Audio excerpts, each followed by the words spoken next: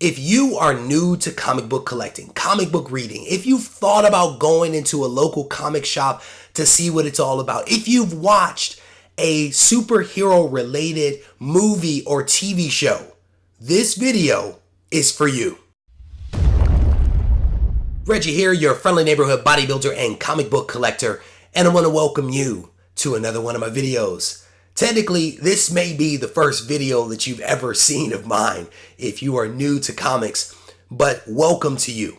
This video is designed for people that are thinking about getting into comic books, that have expressed some interest in learning a little bit more about comics. Maybe you've seen some of the recent movies that have come out featuring superheroes. Maybe you've seen some of the TV shows like the Supergirl and the Black Lightning and the Flash and the Netflix series that are out there. And that kind of piqued your curiosity. This video is for those of you out there that have seen those things and wanted to better understand where those TV shows, where those movies, where those toys actually originate from.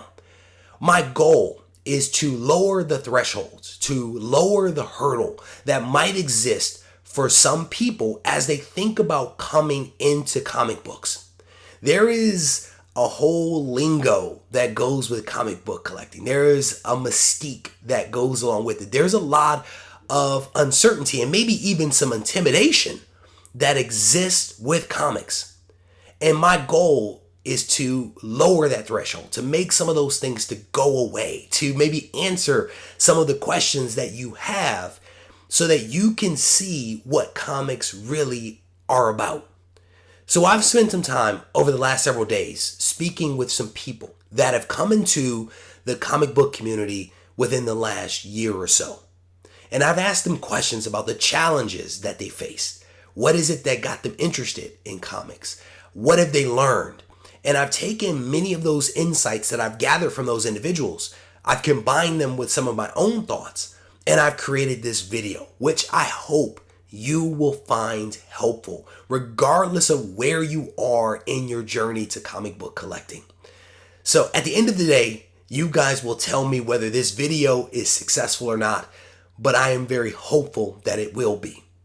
One thing to keep in mind is that some of the ideas and concepts that I'll present in this video are not 100% conclusive, right? All of the answers can't be summarized in a video. But what I want to do is to give you some things to think about, some tools to take away. And ultimately, you'll have to see what sticks, what works for you. Right off the top, I want to clarify two terms: comic book reader and comic book collector. A comic book reader is a person who has a comic and reads it. That's it. There is no mystery to that one. Now contrast that to a comic collector. A comic collector is a person who has a comic and sticks it in a storage bin. Again, no mystery with that one. That is the difference between a comic reader and a comic collector, and they may seem similar. But here's the thing. You could have someone who reads comics but does not collect them. And you likewise could have someone who collects comics but does not read them. And so these are two terms that I think have some connotation that is associated with them. And I just wanted to clarify the differences between the two. They are not necessarily the same. Neither one is good or bad.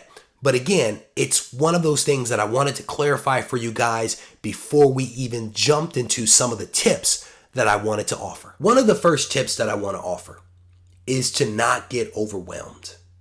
There is more than 80 years of comic book history out there. And that's very daunting. Even to those that have been in comics for years and years. I can't tell you how many times they said, I didn't know this series or that title or this publisher existed.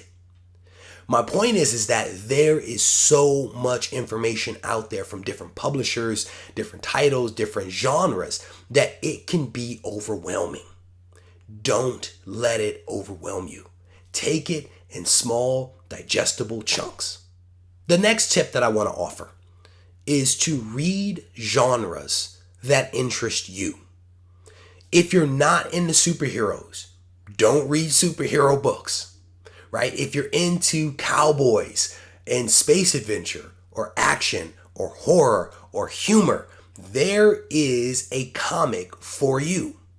Many people come into comics thinking that it's all about superheroes, that it's all about the Avengers and the X-Men and the Fantastic Four and people that can stretch and run fast and fly into outer space, but that's not necessarily the case.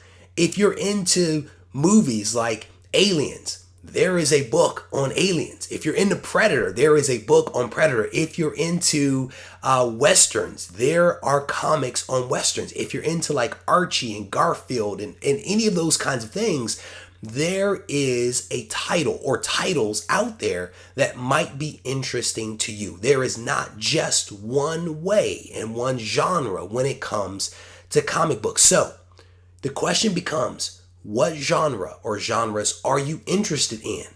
And once you understand that, then you can find a comic or a series of comics that will suit your needs. I alluded to this earlier in the video where I talked about people that have, watched the comic book related movies and TV shows like The Runaways and Supergirl and Green Arrow and all these different TV shows that exist. And if you are interested in those characters that you've seen on the screen, rest assured there is a comic that is related to those characters. Now, it's important to remember that there is a difference between what is shown on a screen and how a character may be depicted in a comic book. But the characters are similar enough that maybe you can get on board with it. But what you don't want to do is to assume that exactly what you see on a screen is played out in the comic, because that isn't always the case. But if there is a TV show or a movie that you're interested in, if there is a character that you've seen that piques your curiosity, rest assured that there is a comic book that features that character waiting for you to read. So this next one can be a little challenging, and I recognize that. But one of the best things that you could potentially do for yourself, if you're interested in getting into comics, is going to your local comic shop. These places can be a little daunting and a little intimidating. I will absolutely give you that. The windows are sometimes blacked out. There's posters and things like that all in the windows. They are not always the most inviting places, right? Because they can be a little chaotic, a little overwhelming. There's things hanging from the ceiling. Maybe they haven't been updated in recent years. And maybe even you'll encounter an owner or a employee who isn't the most outgoing.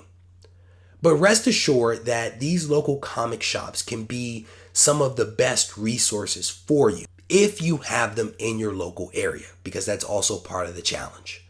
But if you've thought about a character or a TV show or a movie that you've seen, and you go to these comic shops and you tell the person that works there what your interests are, they can actually guide you towards books and titles that may be of interest to you. And you'll have to decide, how much money you want to spend and where you want to spend it. But they can be a fantastic resource for helping you to identify books that might be of interest to you based upon your interest. Now, keep this in mind. A lot of comic shop folks are introverts. And introverts struggle sometimes with establishing rapport with people and being outwardly excited.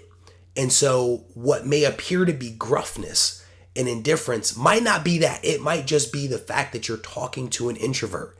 So give them a chance. Warm up to them. Allow them to warm up to you. Because again, the local comic shop can be your best resource for information. Let's say that you don't have a local comic shop in your area. And I know that there are parts of the country where that is absolutely true, where sometimes there are no shops, or sometimes the local shop is an hour, 2 hours, 3 hours away, if that. So another great resource that you can tap into is something called Marvel Unlimited. And Marvel Unlimited, as the name implies, is from Marvel Comics, which is one of the major publishing houses of comics. They have a digital service by which you can actually access comics on your cell phone or your iPad, and you pay a small monthly fee or you pay an annual fee, and you get access to thousands of comics that you can read digitally. This is a great way to go so that you don't have to absorb costs for individual books, for comics, or individual graphic novels or trade paperbacks. You can actually access these things very easily right from your home, right on your computer. In addition to Marvel Unlimited, there's other services that exist like Comixology from Amazon and several others that we won't name here, but there are a ton of options for you if digital is the way that you want to go. I've kind of already alluded to this, but there are options when it comes to comics. The most common way that people read comics, I think, are what's called floppies. And these are essentially comics that are about 20 pages that come out every single month. Sometimes they're weekly, but most of the time it's every single month. And these will start about $3.99 and up.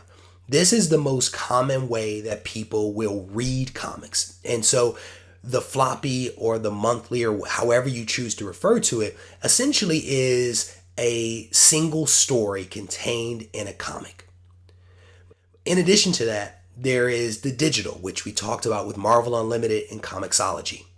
There are also trade paperbacks and graphic novels, which are larger collections of comics. And actually, I spend time talking about this in my Lingo series, so if you're curious about some of those things, you can reference that. But think of them in terms of single story, multiple story, right? That might be the best way to think about graphic novels and trade paperbacks versus a regular floppy.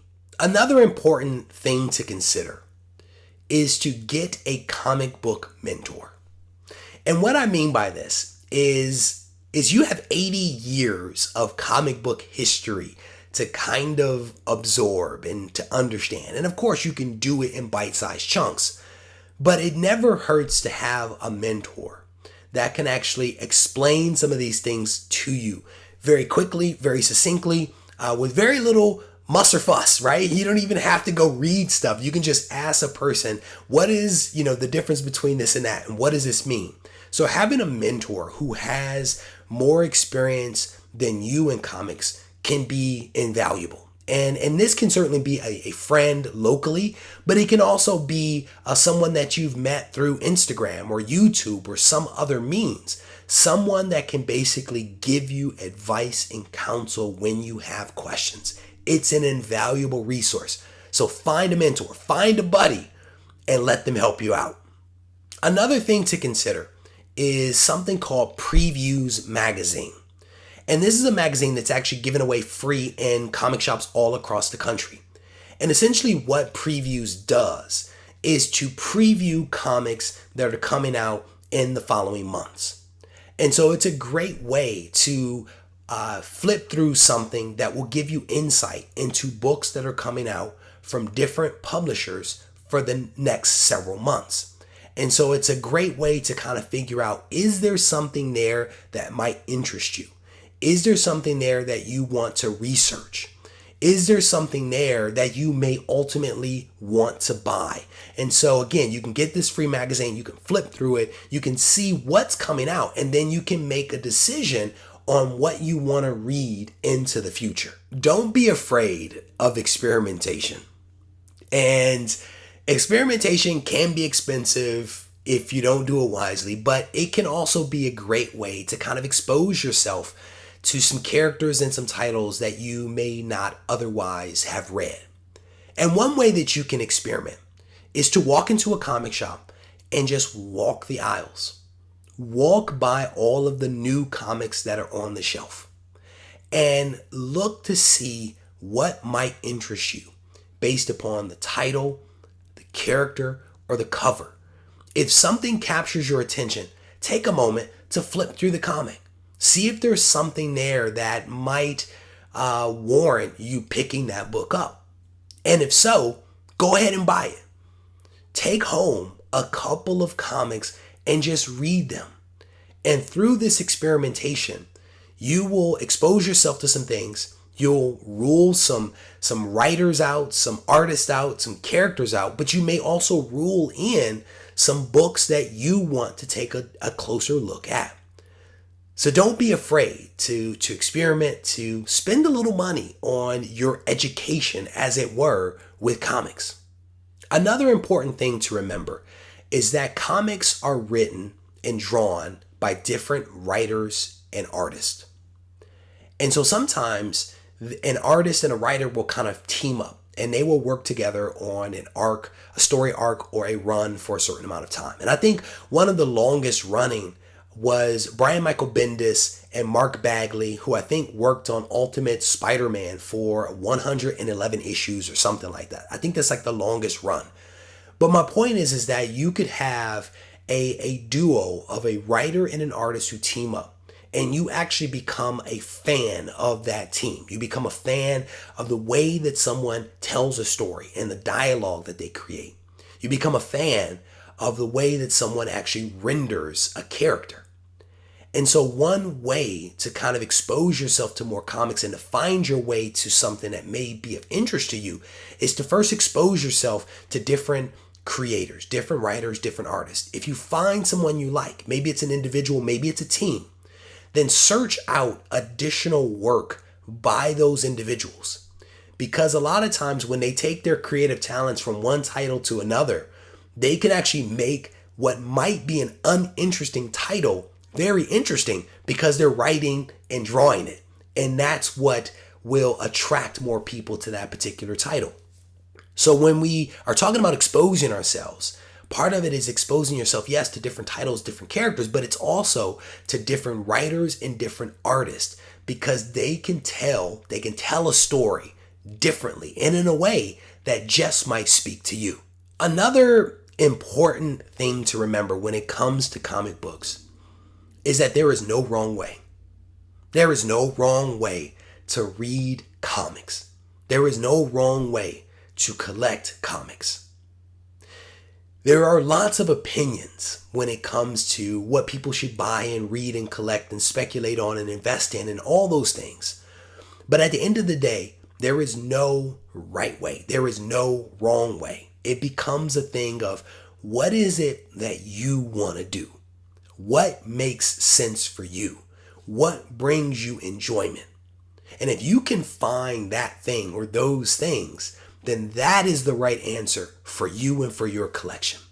If you're interested in learning more about comics, one of the things that you may want to consider is taking a look at a video series, a playlist that I have here on YouTube. And it focuses on comic book terminology, comic book lingo. One of the things that I think new people struggle with is that they don't understand the terms and they're fearful of asking questions because they don't want to be viewed in a negative way. It also, if you don't understand the terms, makes it very difficult for you to participate in a conversation if you're just listening to a conversation, not even really engaged, just listening. So take some time to watch this playlist. I think there are 5 videos that make up this playlist, and it goes through a lot of the terminology out there related to comics. It's a great way to get yourself up to speed. But you shouldn't also be afraid to do your own research. The Google machine is the best invention ever. If there is something that you don't understand, Google it because there are answers out there. Speaking of Google searches, one of the best things that you can do for yourself is to take the time to do a Google search. If there is a character that you're interested in, Google him or her. Because there are Wikipedia pages, there are pages on DC's website, Marvel's website, and a ton of other websites out there that will provide you with the entire background on a character. They will talk about their powers, their skill sets, their history, their origin, the whole 9 yards. And so instead of trying to go out and read individual comics, one way you can kind of get yourself up to speed and figure out whether this character or this event is of interest to you is by doing a quick Google search, and you're going to find a ton of information out there for free. So I want to take a moment to give a shout out to several individuals who allow me to pick their brains. All of these folks are relatively new to comic book collecting and took some time to answer many of the questions that I had about the challenges that they faced. So I want to acknowledge Caleb Harris, Jackson's Comics, Brian Parent, Bama Links Comics, Geraldine 2511, and Poor Mike. Each one of these folks was instrumental in helping me to put together this video, and so I am very thankful for each one of them. If you haven't already subscribed to the channel, I highly encourage you to take the time to hit that button so that you can stay abreast of all the content that I release on a weekly basis. Be sure to visit BCW Supplies to learn about their 950 plus products for collectors. Products include card sleeves, display cases, comic bags, storage boxes, and gaming folders, just to name a few items. Head over to bcwsupplies.com today for more information.